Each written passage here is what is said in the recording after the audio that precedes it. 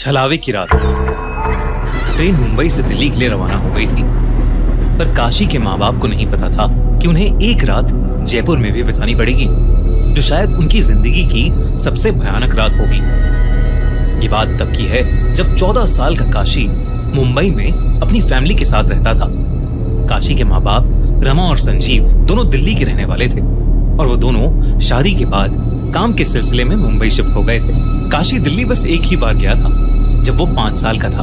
बहुत सालों बाद काशी के पापा ने पूरी फैमिली के साथ एक ट्रिप प्लान की। वो अपने बेटे को दूसरी बार दिल्ली ले जाना चाहते थे ताकि वो अपने दादा दादी का घर देख पाए। मुंबई से ट्रेन रवाना हो चुकी थी। काशी मुस्कुराते हुए खिड़की के बाहर अंधेरे में झांक रहा था। उसकी माँ रमा उसके पास ही सो रही थी। सोते हुए रमा को एक सपना आया। अपने सपने में रमा को अपना छोटा बेटा नितिन दिखा।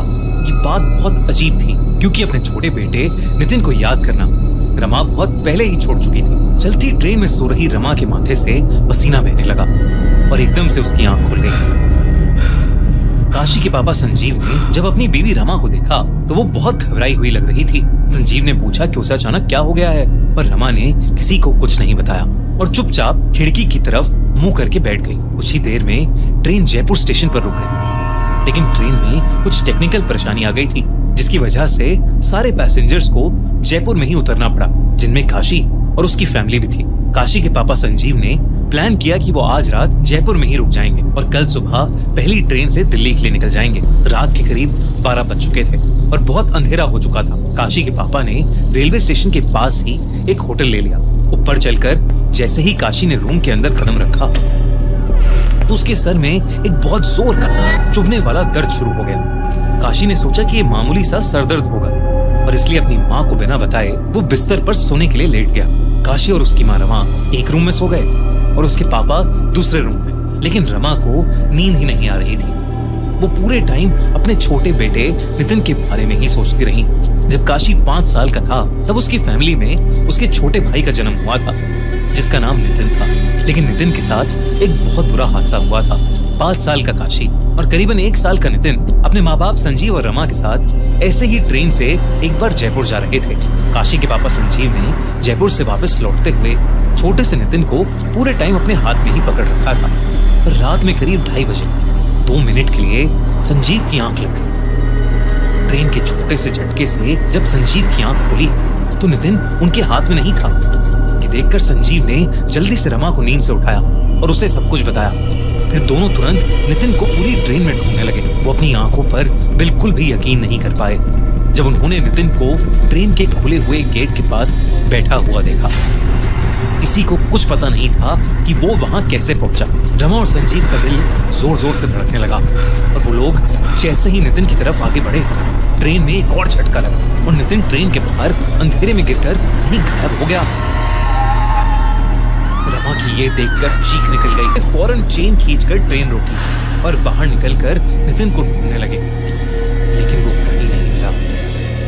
काशी उस समय बहुत छोटा था और उसके माँ बाप ने नितिन के बारे में उसे कुछ नहीं बताया था। साल बीते और काशी को नितिन के बारे में कुछ भी याद नहीं रहा। यही वजह थी कि काशी को अपने छोटे भाई के बारे में कुछ नहीं पता था।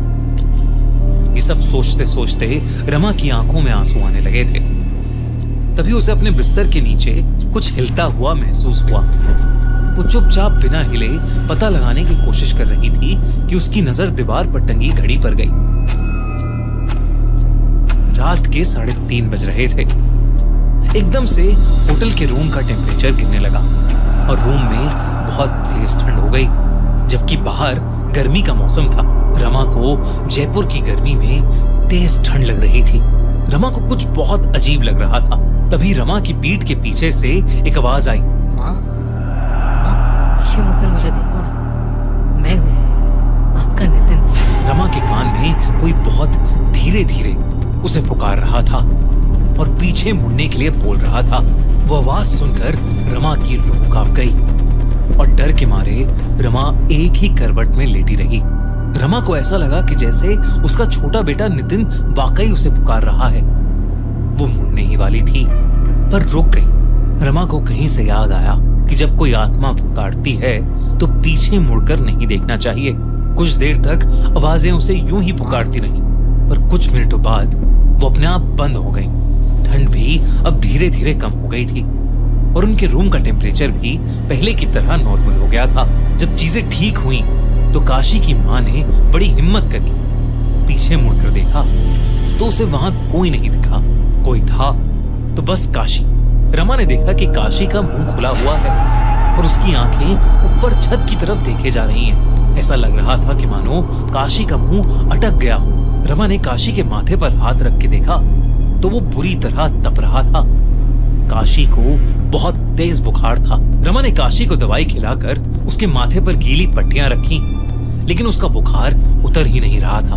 फिर रमा ने दूसरे रूम में लेटे संजीव को उठाया और उसे सब बताया। जब रमा और संजीव वापस कमरे में आए तो उन्होंने देखा कि काशी जोरों से कपकपा रहा है। ऐसा लग रहा था कि जैसे उसे भौरे पड़ रहे हों।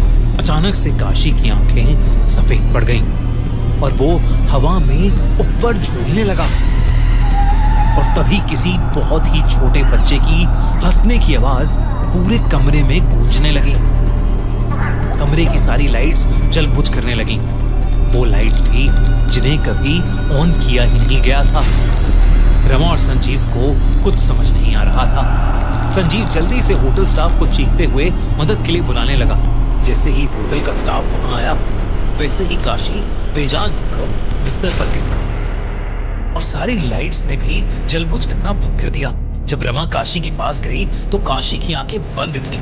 वो बिल्कुल भी रिएक्ट नहीं कर रहा था, इसलिए वो तुरंत उसे पास के हॉस्पिटल ले जाने लगी। लेकिन जैसे ही काशी होटल से बाहर निकला उसकी आंखें अपने आप खुल गईं और उसका शरीर भी अब पहले की तरह तप नहीं रहा था।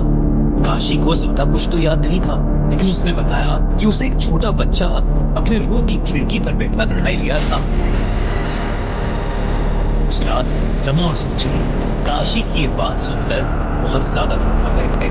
किसी तरह उन्हें पास के हॉस्पिटल में ही दवा का सुबह होते ही वो बस से दिल्ली के लिए निकली। काशी अब बिल्कुल ठीक था। ऐसा लग रहा था कि जैसे उसे कभी कुछ हुआ ही नहीं था। दिल्ली पहुंचने पर संजीव, काशी और रमा एक पंडित के पास गए और उन्होंने पूरी कहानी में पंडित को बताई।